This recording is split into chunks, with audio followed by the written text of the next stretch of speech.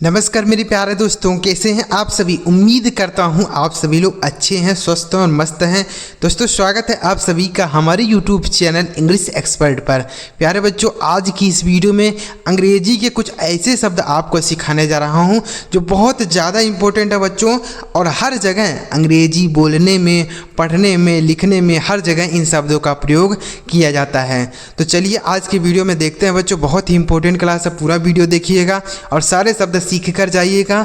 बहुत ही आसानी से आपको सिखाऊंगा, क्योंकि लाखों बच्चे हमारे चैनल पर जुड़कर हमारे साथ अंग्रेजी सीख रहे हैं। तो आप भी इस चैनल को सब्सक्राइब कर लीजिए ताकि आप भी हमारे साथ जुड़कर आसानी से अंग्रेजी सीख सकें। तो सब्सक्राइब कर लीजिए और वीडियो पसंद आए तो लाइक भी करिएगा। चलिए देखते हैं बच्चों कौन कौन से शब्द हैं। देखिए यहाँ पर लिखे गए हैं बच्चों, अंग्रेजी सीखना है तो इन शब्दों को याद कर लीजिए। कौन से शब्द हैं देखिए यहाँ पर बच्चों, ए से शुरू होने वाले कुछ इंपॉर्टेंट शब्द, यहाँ पर है बी से शुरू होने वाले, यहाँ पर है सी से शुरू होने वाले। तो सारे शब्दों को सीखते हैं। देखिए पहला शब्द है ए एन, तो इसे हम पढ़ते हैं बच्चों ऐन। क्या पढ़ते हैं? ऐन। ऐन का मतलब होता है एक। क्या होता है? एक होता है।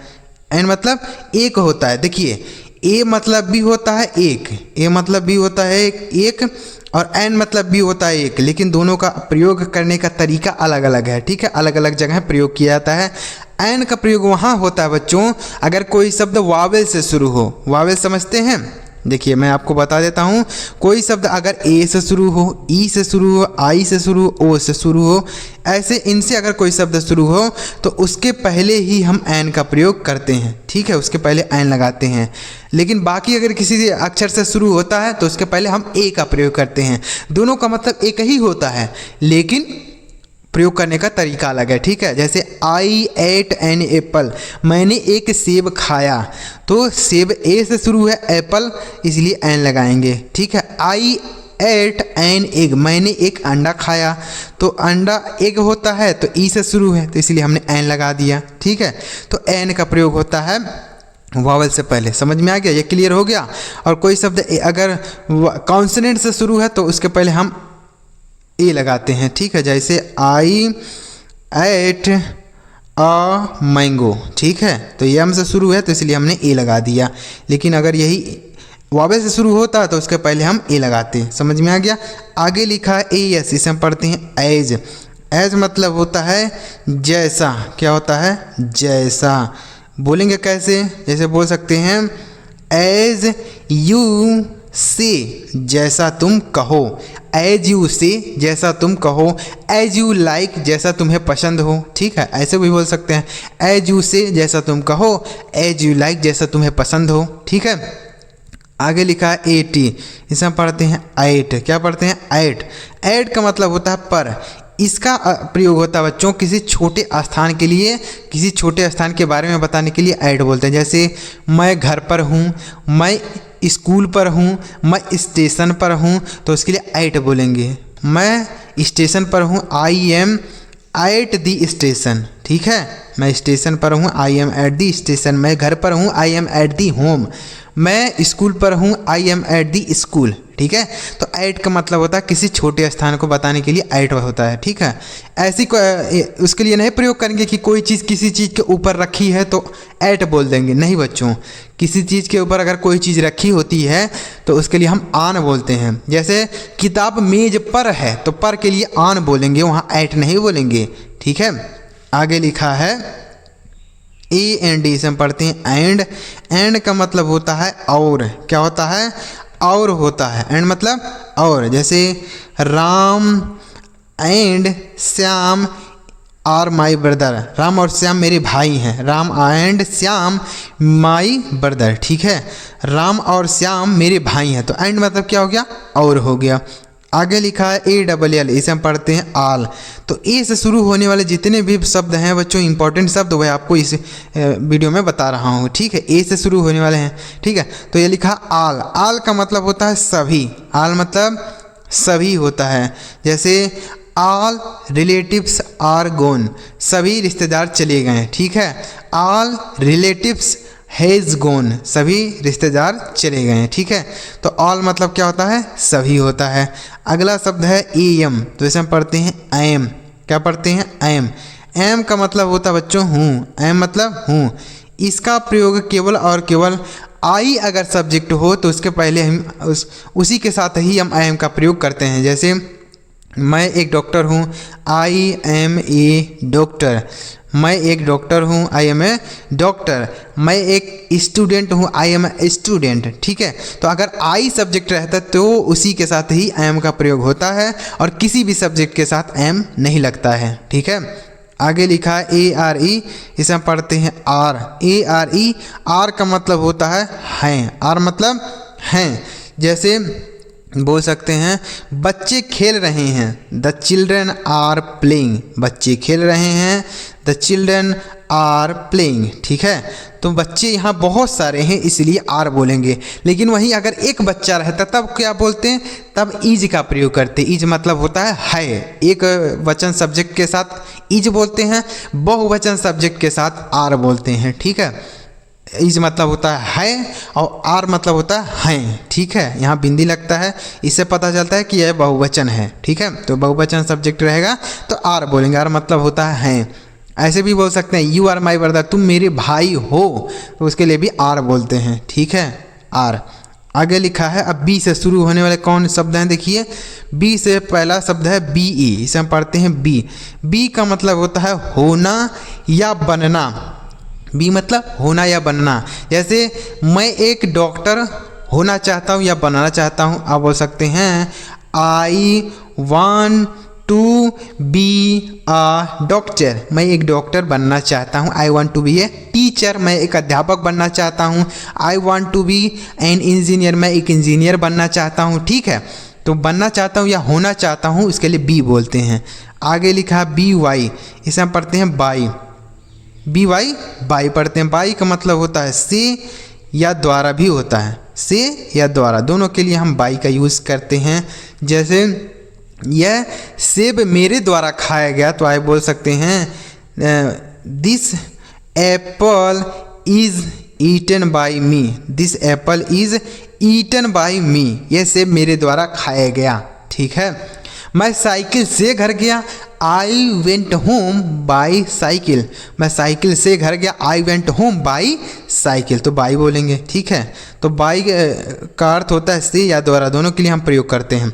आगे लिखा है बी यू टी, इसे हम पढ़ते हैं बट। क्या पढ़ेंगे, बट मतलब होता है लेकिन। बट मतलब लेकिन होता है। जैसे you are watching my video but you did not like, लेकिन आप मेरी वीडियो देख रहे हैं लेकिन लाइक नहीं किए हैं, तो ऐसे आप बोल सकते हैं। ठीक है, you are watching my video but you didn't like my video. आप मेरी वीडियो देख रहे हैं लेकिन लाइक नहीं किए हैं, तो ऐसे बोल सकते हैं। ठीक है, तो बट मतलब क्या हो गया, लेकिन। तो लाइक कर दीजिए ना, वीडियो पसंद आ रहा हो। आगे लिखा है सी ए एन, इसे हम पढ़ते हैं कैन। कैन मतलब होता है सकना या सकता बोल सकते हैं। ठीक है, जैसे मैं ये कर सकता हूँ, मैं वो कर सकता हूँ, वह यह कर सकता है, यह वो कर सकता है। ठीक है, तो उसके लिए कैन बोलते हैं।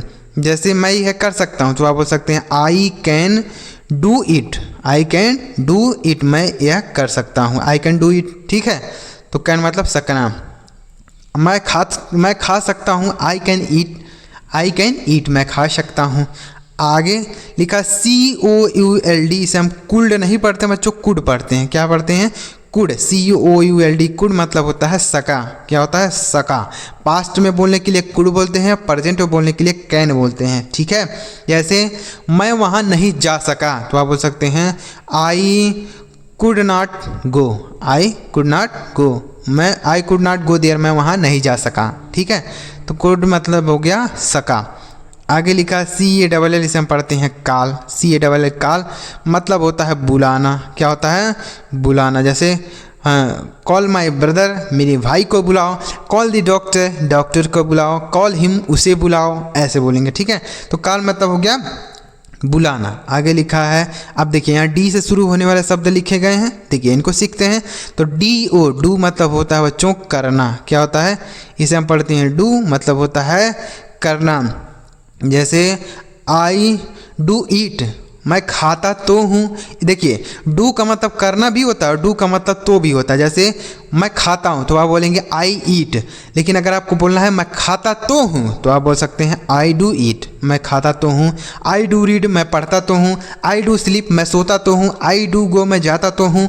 आई डू रन मैं दौड़ता तो हूँ, ऐसे बोल सकते हैं। ठीक है, तो के लिए भी डू का प्रयोग करते हैं। अगर आपको करना बोलना तभी बोलते हैं। जैसे मैं यह काम करता हूँ, आई डू दिस वर्क, मैं यह काम करता हूँ, आई डू दिस वर्क। ठीक है, ऐसे मज़ेदार लगा ना बच्चों यह चीज़ जो मैंने बताया। मैं पढ़ता तो हूँ, आई डू रीड। मैं खाता तो हूँ, आई डू ईट। मैं दौड़ता तो हूँ, आई डू रन।